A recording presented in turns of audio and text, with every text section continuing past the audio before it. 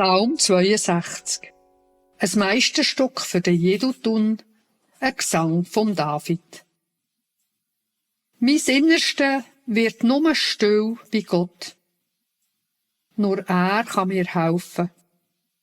Nur er ist sicherer Grund und Boden, wo ich drauf kann stehen, dass nicht alles schwankt, wenn ich verschrecke. Was mache ich dir auch für ein Geschrei gegen mich, ihr Blutrünstigen alle? Bin ich denn etwa eine Wand, die kracht? Oder eine Mauer, die zusammenbricht? Ja, ihr wettet mich gern ruinieren, mit Lügen, verdrehen, verleumden. Ihr segnet mit euren Lippen und mit dem Herz fluchen. Mein Innerste bleib nur still bei Gott. Er macht dir noch Hoffnung. Er ist ein sicherer Grund und Boden, wo ich drauf stehen kann, dass nicht alles schwankt, wenn ich verschrecke. In seiner Hand liegt meine Rettung.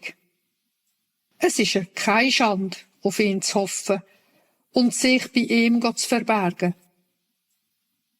Vertrauet nur ständig auf ihn und schüttet bei ihm euch ein Herz aus. Bei ihm ist man sicher. Menschen sind nur ein winziger Hauch und Starke täuschen.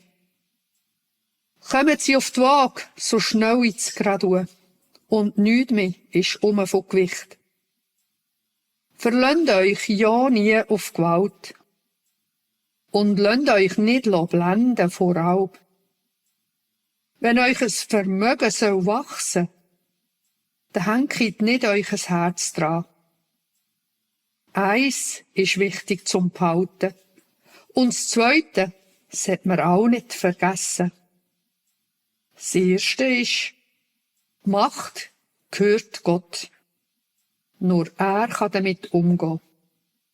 Das Zweite, nur du kannst auch noch barmherzig sein mit deiner Macht und jedem geben, was er verdient hat.